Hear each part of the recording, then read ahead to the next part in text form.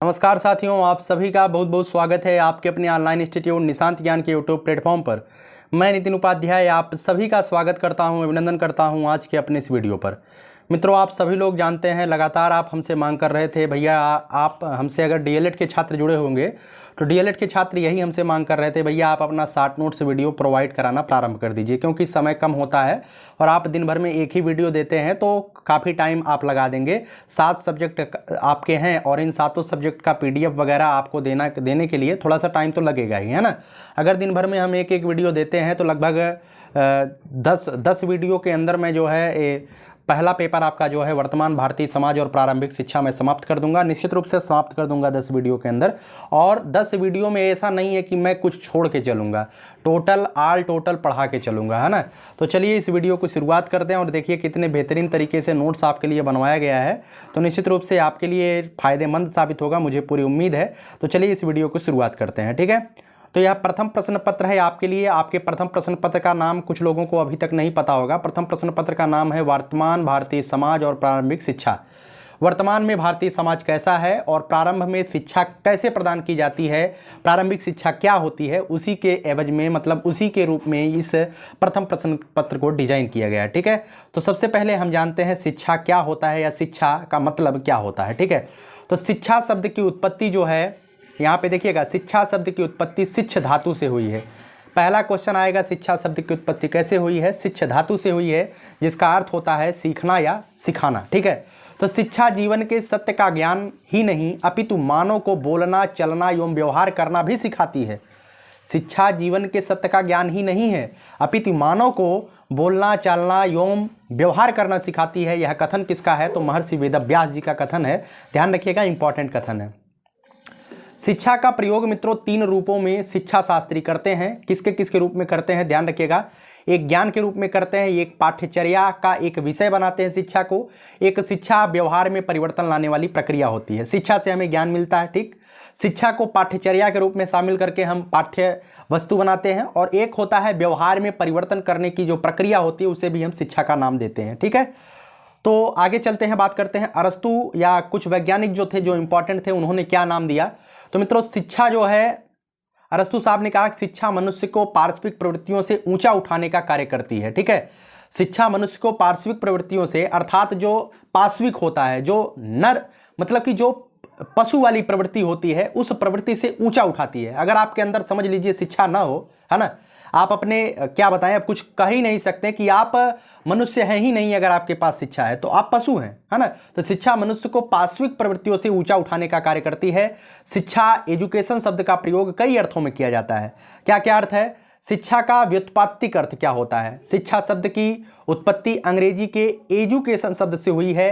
Education का अर्थ होता है शिक्षित करना, ठीक है, जो लैटिन भाषा के एडुकेयर से हुई है, ठीक है।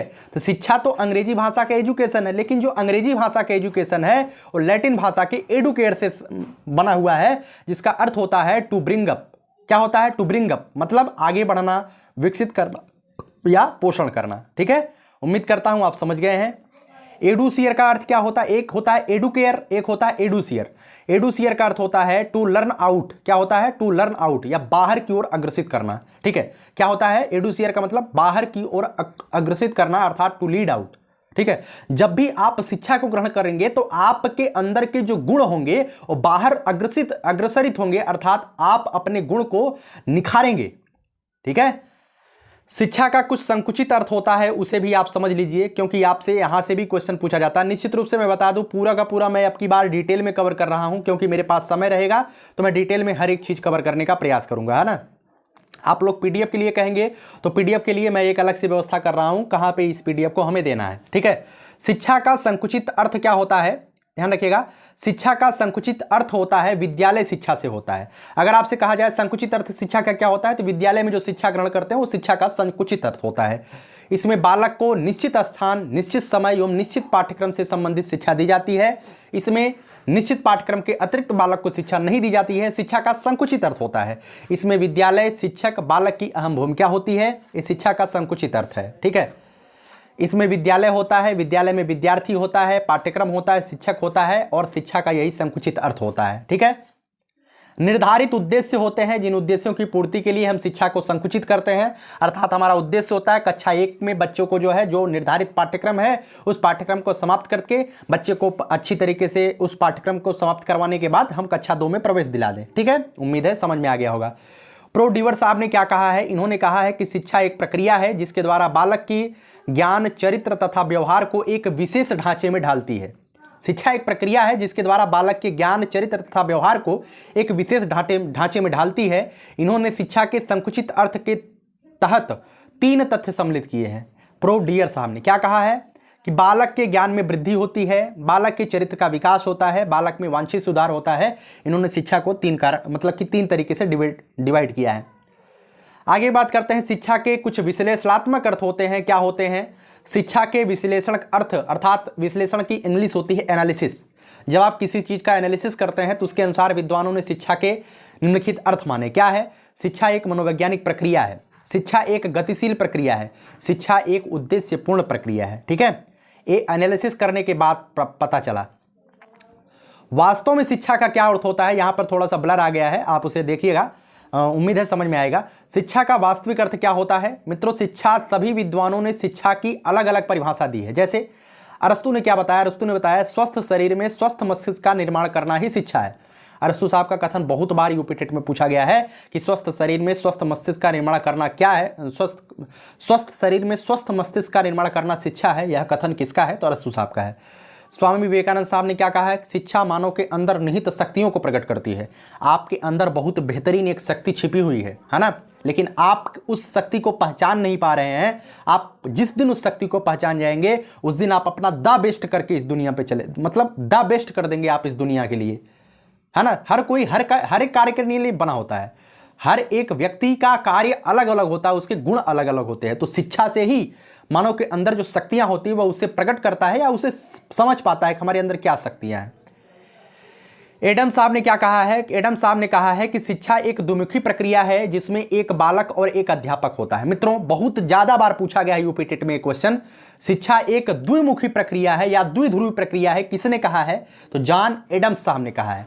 आपसे क्वेश्चन पूछा जाए शिक्षा एक त्रिध्रुवी प्रक्रिया है तो किसने कहा है? जॉन डीवी साहब ने कहा है। ठीक है, अभी आगे मैंने इसे लिखा भी है। महात्मा गांधी ने क्या कहा? शिक्षा से मेरा अर्थ है कि मनुष्य के शारीरिक, मानसिक व आत्मा का उत्कृष्ट विकास हो, ये महात्मा गांधी ने कहा है। शिक्षा के अंग कौन कौन से होते हैं? मित्रों, शिक्षा के 3 अंग विशेषता माने गए हैं, एक है छात्र, एक है शिक्षक, एक है समाज। ठीक है, सुकरात साहब ने क्या कहा है? सुकरात साहब ने कहा है कि प्रत्येक मानव के मस्तिष्क में अदृश्य रूप से विद्यमान संसार के सर्वमान्य विचारों को प्रकाश में लाना ही शिक्षा होता है। ठीक है, प्लूटो साहब ने क्या कहा है? प्लूटो ने कहा है कि शारीरिक, मानसिक तथा बौद्धिक विकास की प्रक्रिया ही शिक्षा है। ठीक है, इंपॉर्टेंट जो होगा मैं आपको बता रहा हूं, जैसे जॉन डीवी और जॉन एडम्स आपके लिए इंपॉर्टेंट है, वो मैंने बताया। ठीक है, आगे है कमेनियस, यह भी इंपॉर्टेंट है। शिक्षा व्यक्ति का पूर्ण विकास है। कमेनियस और फ्रॉबेल तो इंपॉर्टेंट है ही। शिक्षा प्राकृतिक विकास की ओर अग्रसरित करता है, ये भी आप ध्यान रखिएगा। ठीक है, तो John Dewey, John Adams, Comenius और फ्रॉबेल, इन चारों को तो आपको ध्यान ही रखना है। ठीक है, और स्वामी विवेकानंद जी को तो आप याद ही कर लेंगे, कोई दिक्कत नहीं है। शिक्षा के अनेक अर्थों में प्रयोग किया जाता है। सबसे पहला क्या है? वैयक्तिकता का पूर्ण विकास करता है, अर्थात आपके अंदर जो शक्ति है, आपके अंदर जो व्यक्तिगत क्षमता है उसका पूर्ण विकास करता है। जन्मजात शक्तियों को व्यक्त करने की प्रक्रिया होती है। पर्यावरण के साथ समायोजन करने की प्रक्रिया होती है। समूह में परिवर्तन करने के साधन के रूप में भी शिक्षा का प्रयोग किया जाता है। आध्यात्मिक विकास करने के लिए भी शिक्षा का प्रयोग किया जाता है। ठीक है, तो शिक्षा का बहुत बड़ा मायने होता है। आज आप समझ रहे हैं कि बेहतरीन विद्वानों ने क्या क्या कहा है। टैगोर साहब ने क्या कहा कि शिक्षा का अर्थ दिमाग को इस योग्य बनाना है कि शाश्वत सत्य की खोज कर सके। शिक्षा का अर्थ ये होता है कि शिक्षा का अर्थ तो नौकरी तो मिलना तय है, अगर आप मेहनत करेंगे तो नौकरी तो मिलेगी, लेकिन शिक्षा का अर्थ ये भी होता है कि मस्तिष्क को इस योग्य बना दिया जाए कि वह शाश्वत सत्य का खोज कर सके, जिसके लिए हम इस धरती पर अवतरित हुए हैं। मैं अवतरित शब्द का इस्तेमाल क्यों कर रहा हूं? क्योंकि हर एक व्यक्ति अपने आप में यूनिक होता है।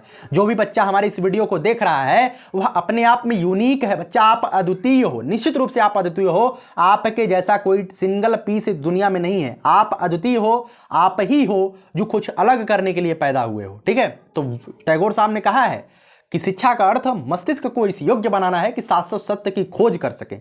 विष्णु पुराण में क्या लिखा गया है? सा विद्या या विमुक्त है। आपसे क्वेश्चन पूछा जाएगा कि सा विद्या या विमुक्त ये कथन कहाँ से लिया गया है, तो विष्णु पुराण से लिया गया है।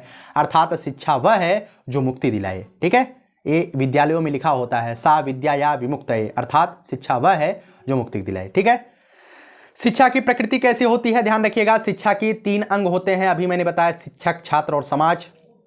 इन तीनों में समानता पाई जाती है। इससे स्पष्ट है कि सचेतन पदार्थ जड़ नहीं हो सकता है। ठीक है, शिक्षा में गतिशीलता पाई जाती है, अतः शिक्षा को गयात्मक प्रक्रिया कहा जाता है। ये आप सभी लोग जानते हैं, ज़्यादा कुछ बताएंगे नहीं इसमें। शिक्षा एक सामाजिक प्रक्रिया, अभी मैंने बताया शिक्षा विकास की प्रक्रिया, शिक्षा गतिशील की प्रक्रिया है। वही चीज़ें आपको जो है बेहतरीन नोट्स के माध्यम से अगर मैं दे रहा हूँ तो वही चीज़ें दोबारा से समझाने का प्रयास किया गया है। ये नोट्स आपके लिए कितने ज़्यादा फायदेमंद होंगे ये खुद आप कमेंट बॉक्स में बताइएगा। शिक्षा की प्रक्रिया अभी मैंने बताया द्विध्रुवी और त्रिमुखी। ठीक है, शिक्षा द्विमुखी प्रक्रिया है। एडम साहब ने कहा है कि शिक्षा एक द्विमुखी प्रक्रिया है। Education is bipolar process. By का मतलब होता है 2, ठीक है, और ट्राई का मतलब होता है 3। ठीक है, रॉस साहब ने कहा है कि चुंबक के समान शिक्षा में भी 2 ध्रुवों का होना आवश्यक है, इसलिए शिक्षा द्विमुखी प्रक्रिया है। क्वेश्चन आपसे एडम्स से संबंधित पूछा जाता है यूपी टेट में भी और आपके यूपी बीटीसी में भी। शिक्षा द्विमुखी प्रक्रिया है, किसने कहा? एडम्स ने। क्या कहा? कि शिक्षा में एक छात्र होता है और एक शिक्षक होता है। ठीक है, लेकिन शिक्षा एक त्रिमुखी प्रक्रिया है। जॉन डेवी साहब ने कहा नहीं भाई, शिक्षा त्रिमुखी प्रक्रिया है। कौन कौन सा? अध्यापक और छात्र तो होता ही है, लेकिन इसके बीच में पाठ्यक्रम भी होता है। अध्यापक छात्र रह करके क्या करेगा जब पाठ्यक्रम ही नहीं होगा? तो शिक्षा एक त्रिमुखी प्रक्रिया है। किसने कहा? जॉन डेवी साहब ने कहा। और एक शिक्षा एक बहुआयामी प्रक्रिया है। आप यह भी ध्यान रखिएगा, किसने कहा? यह आपके लिए इंपॉर्टेंट नहीं है, लेकिन शिक्षा एक बहुआयामी प्रक्रिया भी है। शिक्षा का महत्व क्या है? किम किम न साधयति कल्पतेव विद्या, अर्थात कल्प वृक्ष वह वृक्ष है जिससे व्यक्ति को सब कुछ प्राप्त होता है, अर्थात विद्या से सब कुछ प्राप्त होता है। अर्थात जो विद्या है वह कल्प वृक्ष के समान है। क्या है? विद्या जो है कल्प वृक्ष के समान है। अर्थात अगर आप कल्प वृक्ष आपके पास है तो आप सब कुछ प्राप्त कर सकते हैं। उसी तरीके से अगर आपके पास विद्या है तो निश्चित रूप से आप बहुत कुछ प्राप्त कर सकते हैं, या यूं कहें तो आप अपने जीवन में उस ऊंचाई को प्राप्त कर सकते हैं जिस ऊंचाई के लिए आप प्रयासरत हैं। ठीक है, तो शिक्षा किस तरीके से है? शिक्षा कल्प वृक्ष के समान है। भर्तृहरि साहब ने कहा है कि विद्या विहीन नरः पशु समान। विद्याहीन जो विद्या के बिना जो नर होता है वो पशु के समान होता है। और अरस्तु साहब ने तो कहा ही है कि शिक्षा क्या होती है? वह पाश्विक, अर्थात जो पशु के समान व्यक्ति होता है उसे शिक्षा जो है नर योग्य बना देती है, अरस्तु साहब ने कहा। ठीक है, यहाँ पे शिक्षा व्यक्तिगत विकास के लिए आवश्यक है, समाज की प्रकृति के लिए आवश्यक है, सभ्यता तथा संस्कृति के विकास के लिए आवश्यक है, राष्ट्र की प्रगति के लिए आवश्यक है। तो शिक्षा कितना आवश्यक है आप जरूर जानते होंगे। शिक्षा के उद्देश्य मित्रों क्या क्या है? आप ध्यान रखिएगा। उद्देश्य उत धन दिश, अर्थात ऊपर की ओर दिशा दिखाना ही क्या होता है? उद्देश्य होता है। उद्देश्य का मतलब क्या होता है? उद्देश्य का मतलब होता है ऊपर की ओर दिशा दिखाना। ठीक है, तो शिक्षा का उद्देश्य क्या क्या है? व्यक्तिगत व सामाजिक समन्वय स्थापित करना। लोकतांत्रिक उद्देश्य होता है। शिक्षा रहेगी तभी लोकतांत्रिक विकास होगा। लोकतंत्र का मतलब क्या होता है? जनता के लिए, जनता के हित में शासन जो होता है लोकतांत्रिक होता है। अगर आपके पास शिक्षा नहीं है, किसी के पास शिक्षा नहीं है ना, तो तानाशाह हो जाता है। आप इस पर हम विशेष चर्चा नहीं करेंगे। शिक्षा से चरित्र का विकास होता है, आध्यात्मिक विकास होता है, राष्ट्रीय एकीकरण का विकास होता है, शारीरिक विकास होता है, मानसिक विकास होता है, जीविकोपार्जन का विकास होता है, सर्वांगीण विकास होता है। मैं बताऊं शिक्षा से कितना बड़ा विकास होता है? मैं एक यूट्यूब का ही उदाहरण ले रहा हूं। कुछ लोग इसे गलत समझेंगे, लेकिन समझिएगा जैसे भी आपको समझना है। जैसे कि आपके पास अगर बेहतरीन शिक्षा है, आप शिक्षा बेहतरीन तरीके से दे लेते हैं, है ना, तो कोई व्यक्ति, चलिए बाद में बताएंगे यार, आप लोग उल्टा समझ लोगे। ठीक है, चलिए, वर्तमान भारत में शिक्षा के उद्देश्यों को प्रभावित करने वाले कारक कौन कौन से हैं? ठीक है, देश एवं काल की परिस्थितियों के अनुसार शिक्षा के उद्देश्य परिवर्तित होते रहते हैं। शिक्षा के उद्देश्य जो है देश और काल परिस्थितियों के अनुसार परिवर्तित होते रहते हैं। जैसे वर्तमान के समय में शिक्षा का क्या उद्देश्य बन गया है? शिक्षा का उद्देश्य यही है भाई, उतना पढ़ो जितना सिलेबस में हो, पढ़ करके नौकरी लो, छुट्टी करो, है ना। ये होता है वर्तमान के समय में शिक्षा का उद्देश्य। पहले क्या होता था? नमनीयता, व्यक्ति की आवश्यकताएं, सर्वांगीण विकास पर बल, ये सभी आज भी होता है, लेकिन फाइनली जो अर्थ निकलता है ना, वो नौकरी निकलता है। यही सबसे बड़ी हमारे समाज की जो है इस समय दुर्दशा है। लेकिन निश्चित रूप से आगे 3-4 सालों 5 सालों के अंदर ये चीज़ें पूरी तरीके से परिवर्तित होने वाली हैं। उद्देश्यों की स्पष्टता, दर्शन, तकनीकी की उन्नति, नैतिक विचारधारा, ये सभी जो है शिक्षा के उद्देश्य के रूप में जाने जाते हैं। राष्ट्रीय जीवन में शिक्षा के विभिन्न कार्य कौन कौन से हैं? राष्ट्रीय जीवन में शिक्षा के विभिन्न कार्य हैं: राष्ट्रीय विकास, राष्ट्रीय एकता, भावात्मक एकता, नेतृत्व की तैयारी, सामाजिक सुधार, नैतिकता का प्रशिक्षण, कुशल व्यक्ति तैयार करना। ठीक है, राष्ट्रीय जीवन में शिक्षा के विभिन्न कार्य हैं। मित्रों, यह जो मैं पीडीएफ तैयार करवाया हूँ, निश्चित रूप से पीडीएफ आपके लिए इंपॉर्टेंट साबित होगा। आज मैं 5 पेज ही आपको पढ़ाया शिक्षा के बारे में, अर्थात मैंने आपको पीडीएफ दिखाने का प्रयास किया कितनी बेहतरीन तरीके से पीडीएफ आपको तैयार कराया गया है। यह पीडीएफ, अच्छा कुछ लोग कहेंगे पवन का है, राजन का है, कहाँ का है, तो मैं बता दूं जितनी भी बुक मार्केट में आप देखते हैं सबका निचोड़ मैं इस पीडीएफ में देने वाला हूं। निश्चित रूप से यह पीडीएफ आपके लिए फ़ायदेमंद साबित होगा। लेकिन मैं आपको फाइनली बता दूं, यह पीडीएफ जो है आपको टेलीग्राम चैनल, जो निशांत ज्ञान का टेलीग्राम चैनल है, उस टेलीग्राम चैनल पे कुछ पीडीएफ मिलेगा। लेकिन इसके लिए आप अगर पूरा पीडीएफ प्राप्त करना चाहते हैं तो इसके लिए एक अलग से टेलीग्राम ग्रुप बनाया जाएगा। उस ग्रुप में आपको जुड़ना पड़ेगा, तब आपको पूरा का पूरा पीडीएफ मिल पाएगा। ठीक है, ये निशांत ज्ञान की तरफ से एक प्रयास रहेगा कि आपको पूरा का पूरा पीडीएफ किस तरीके से दिया जाए। बाकी अगर आप उस पेड ग्रुप रहेगा वो, अगर आप उस पेड ग्रुप में नहीं ज्वाइन हो पाते हैं तो जितना हो सकता है मुझसे मैं उतना, जैसे कि मैं तो पूरा का पूरा वीडियो दूंगा, अगर आप इसे लिख सकते हैं तो निश्चित रूप से लिखिएगा। क्योंकि मैं ये काम हुआ है ना, ये जो काम हुआ है मैं नहीं किया हूँ। वास्तव में आपको बता दूं, ये जो पीडीएफ बनाया गया है, निश्चित रूप से मेरे पास इतना समय नहीं होता है कि मैं आपको इतना बेहतरीन नोट्स बना पाऊँ। ये किसी के माध्यम से बनवाया गया है। निश्चित रूप से हर एक की अपना अपना एक मिनिमम क्राइटेरिया होता है जिसे पूर्ण करने के लिए लोग प्रतिबद्ध होते हैं, तो उसी प्रतिबद्धता के लिए आप लोग भी सहयोग कर सकते हैं। लेकिन अभी नहीं, अभी जब मैं आपको लिंक दूंगा तभी आपको वहाँ पे जाना है। अभी फ़िलहाल के लिए अगर आप नहीं भी ज्वाइन कर पाते हैं वो चीज़ें, तो आपको फ्री ऑफ कास्ट मैं वीडियोज़ के माध्यम से जरूर दूंगा। वीडियो तो निश्चित रूप से जाएगा, लेकिन पूरा का पूरा पीडीएफ एक साथ आपको वही प्रोवाइड कराऊंगा। ठीक है, यह मेरी बात चाहे कुछ लोगों को बुरी लगे चाहे अच्छी लगे, लेकिन जो सत्य है मैं आपको सत्य बता रहा हूं। ठीक है, ऐसा ही करने वाला हूं। ठीक है, चलिए इस वीडियो को समाप्त करते हैं। कैसी लगी यह वीडियो आप कमेंट बॉक्स में जरूर बताइएगा। 10 वीडियो के अंदर मैं जो है द्वितीय सेमेस्टर का वर्तमान भारतीय समाज और प्रारंभिक शिक्षा पूरी तरीके से, ये नहीं है कि 60 नोट्स, जैसे पहले मैं 60 नोट्स बनाता था फर्स्ट सेमेस्टर में तो बहुत जल्दी में बनाया था, है ना, लेकिन इसमें जल्दी नहीं है। बहुत नॉर्मली मैं पढ़ा करके 10, 12, 13 वीडियो में एक सब्जेक्ट आपको बेहतरीन तरीके से खत्म कराऊंगा। ठीक है, कैसी लगी वीडियो कमेंट बॉक्स में जरूर बताइएगा, और कुछ मोटिवेशनल कमेंट आप हमारे लिए छोड़ सकते हैं। बाकी आपकी जो इच्छा हो आप लिख सकते हैं, बिल्कुल कमेंट बॉक्स आपके लिए खुला रहेगा। ठीक है, बहुत बहुत धन्यवाद।